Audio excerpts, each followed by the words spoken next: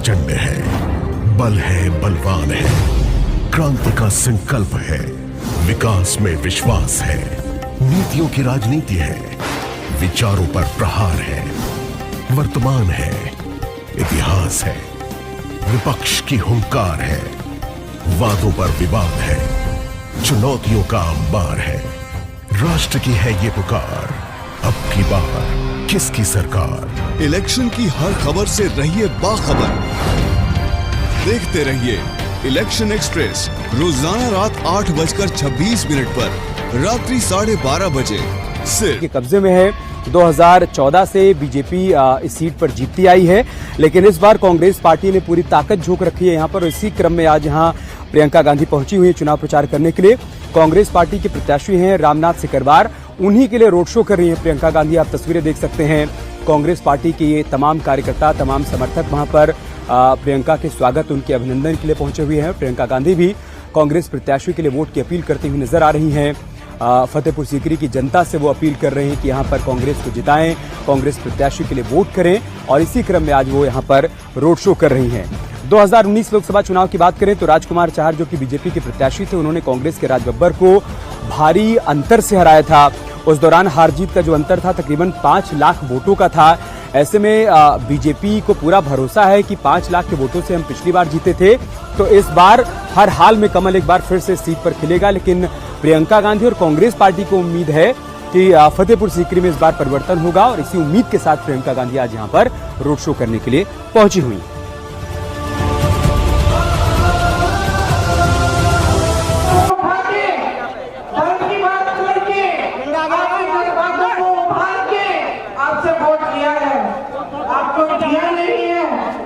इस 5 kilo ration के बोरे पर आपको निर्भर बनाना चाहते हैं। ये आपकी आत्मनिर्भरता नहीं चाहते हैं।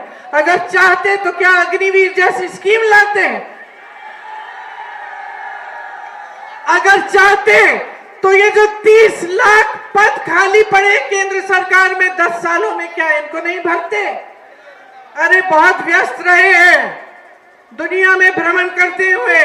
कभी आप अमेरिका में दिखते हैं, कभी रूस में दिखते हैं, कभी कहीं दिखते हैं, लेकिन आपके पास नहीं आते, आपकी समस्याओं को नहीं समझते। जिसके पास बहुत सत्ता हो जाती है वो अक्सर अहंकारी हो जाता है। मोदी जी आपके बीच तो आते नहीं है, तो उनको पता कैसे चलता है? एक दूसरा नेता है इस देश में, राहुल गांधी, जो 4000 किलोमीटर पैदल चला कन्याकुमारी से कश्मीर तक चला पैदल, आपसे मिलने के लिए, आपकी समस्याओं को समझने के लिए, और आपसे मिलकर सबकी बातें सुनकर कन्याकुमारी से कश्मीर और मणिपुर से मुंबई की यात्रा की, और उस यात्रा के आधार पर एक घोषणा पत्र निकाला। उसको न्याय पत्र कहते हैं। न्याय पत्र क्यों? क्योंकि सबसे ज्यादा अन्याय पिछले 10 सालों में इस देश के गरीब, इस देश के किसान, इस देश के मजदूर के साथ हुआ है। कांग्रेस के न्याय पत्र में ये गारंटी दी गई है, और आप किसी भी कांग्रेस की सरकार को देखिए आज के दिन, कर्नाटका की सरकार, तेलंगाना की सरकार, हिमाचल की सरकार, जो गारंटी दी वो पूरी हो रही है। देश के वीर इस देश के लिए शहीद होने के लिए तैयार किस लिए होते हैं? ताकि 4 सालों में घर आ जाए, फिर बेरोजगार हो। देश की सेना में सब भर्ती क्यों होना चाहते हैं? 3-3, 4-4 बजे सुबह मैंने अपनी आंखों से देखा है, यूपी के बच्चे दौड़ लगाते हैं सेना में भर्ती होने के लिए। और ये कैसी स्कीम लाते हैं? तो 4-5 साल आपको वापस घर भेज देगी और आपको फिर से बेरोजगार बना देगी। देखिए, समय आ गया है सच्चाई को समझने का, सच्चे नेताओं को पहचानने का, नाटक और नौटंकी को बंद करने का। समय आ गया है बदलाव लाने का। बदलाव लाओगे कि नहीं? रामनाथ जी को जिताओगे कि नहीं? एक बार जोर से मेरे साथ बोलो, जय हिंद, जय हिंद, जय हिंद।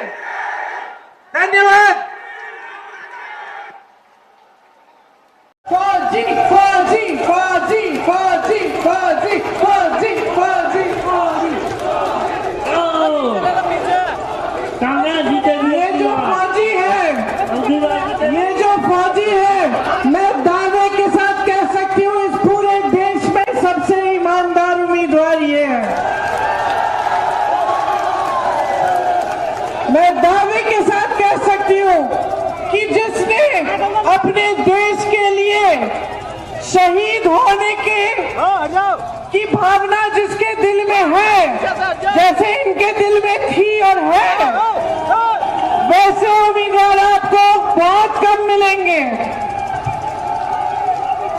इन्होंने कि आप सब जानते हैं कि ये आदमी ईमानदार है, मेहनती है और आपके लिए काम करके दिखाएगा।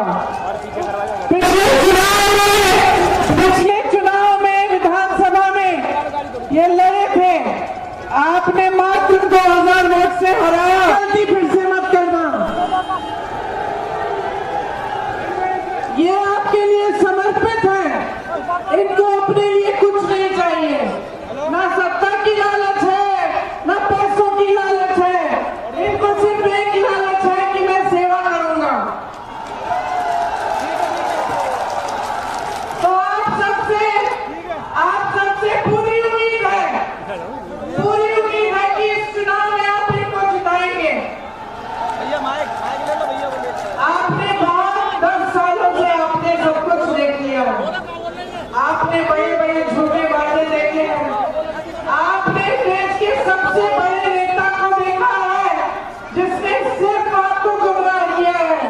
सिर्फ चुनाव के समय आपके जज्बातों को उठा के, धर्म की बात करके, आपके जज्बातों को उभार के आपसे वोट लिया है। आपको दिया नहीं है, अपने बड़े बड़े खरबपति मित्रों को दिया, अंदर ना हो, अपने बड़े खरबपति मित्रों को दिए हैं। देश में एक ऐसे प्रधानमंत्री जिन्होंने 16,000 करोड़ रुपए अपने लिए 2 हवाई जहाज खरीदने के लिए पूरे देश का वो बकाया पूरा किया, अपने लिए हवाई जहाज खरीदे। ऐसे प्रयास धरती पे बैठे हैं जो आपको सच नहीं बोलते, जिन्होंने सच्चा दूर छोड़ दी है, जो अपने महल में रहते हैं। बताइए, आप यूपी के हैं, मैंने यहाँ काम किया, आप जानते हैं। विधानसभा में मैं वाराणसी से आती जाती थी। पूछिए, किसी को जानते हैं अगर आप वाराणसी में पूछिए, क्या मोदी जी उनके गांव गए? क्या मोदी जी ने किसान के आंसू पोंछे? क्या मोदी जी ने एक गरीब को मदद की? अपनी सरकारें चलाई है, आज उनको देखिए फूल रहे फल रहे, उनको तमाम जमीन मुफ्त में मिली हुई है, सारी देश की संपत्ति मिली हुई है। और आपके लिए क्या आता है? क्या आता है? 5 किलो राशन का बोरा, 5 किलो राशन का बोरा, ठीक है, जो गरीब है ठीक है, उसके लिए अच्छा है, लेकिन आपको रोजगार क्यों नहीं मिल रहा है? इस 5 किलो राशन के बोरे पर आपको निर्भर बनाना चाहते हैं, ये आपकी आत्मनिर्भरता नहीं चाहते। अगर चाहते तो क्या अग्निवीर जैसी स्कीम लाते? अगर चाहते तो ये जो 30 लाख पद खाली पड़े केंद्र सरकार में 10 सालों में, क्या इनको नहीं भरते?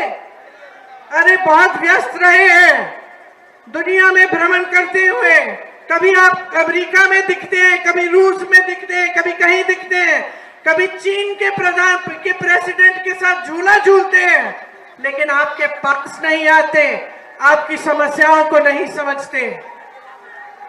बहुत सत्ता जिसके पास हो जाती है ना, सुन लो, जिसके पास बहुत सत्ता हो जाती है वो अक्सर अहंकारी हो जाता है। क्या होता है कि आसपास के लोग जो होते हैं सच नहीं बोलते, आसपास के लोग जो होते हैं वो चमचागिरी करते हैं, सच्चाई नहीं बोलते हैं, डरते हैं। आज मोदी जी के पास इतनी सत्ता है कि पूरे जितने भी अधिकारी हैं, उनके साथी हैं, उनसे डरते हैं। ये बात सच है। तो जब डरते हैं तो देश की सच्चाई कैसे बताएंगे? मोदी जी आपके बीच तो आते नहीं है, तो उनको पता कैसे चलता है? इतना अहंकार हो गया है कि ये जनता से, पब्लिक से कट चुके हैं।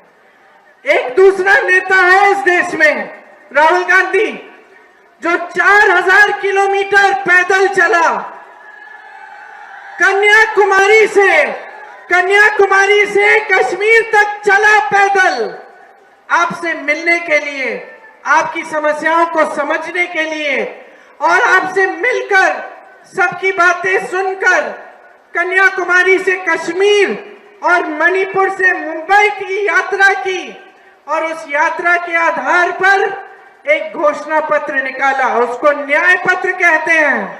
न्याय पत्र क्यों?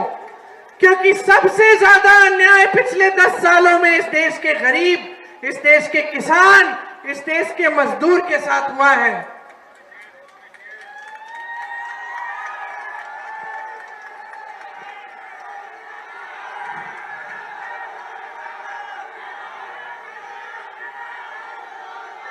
कांग्रेस के न्याय पत्र में ये गारंटी दी गई है और आप किसी भी कांग्रेस की सरकार को देखिए, आज के दिन कर्नाटका की सरकार, तेलंगाना की सरकार, हिमाचल की सरकार जो गारंटी दी वो पूरी हो रही है।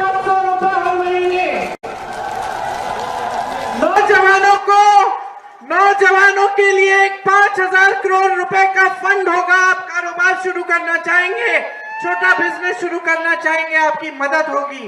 ये जो 30 लाख पद है जो खाली पड़े उनको भरा जाएगा, अग्निवीर को रद्द किया जाएगा।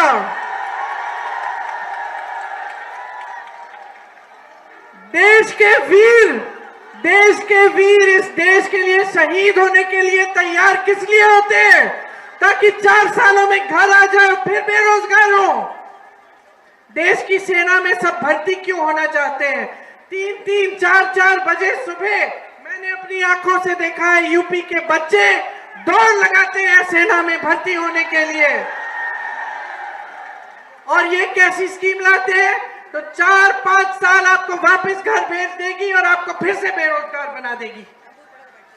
देखिए, समय आ गया है सच्चाई को समझने का, सच्चे नेताओं को पहचानने का, नाटक और नौटंकी को बंद करने का। समय आ गया है बदलाव लाने का। बदलाव लाओगे कि नहीं? रामनाथ जी को जिताओगे कि नहीं? एक बार जोर से मेरे साथ बोलो, जय हिंद, जय हिंद, जय हिंद। धन्यवाद।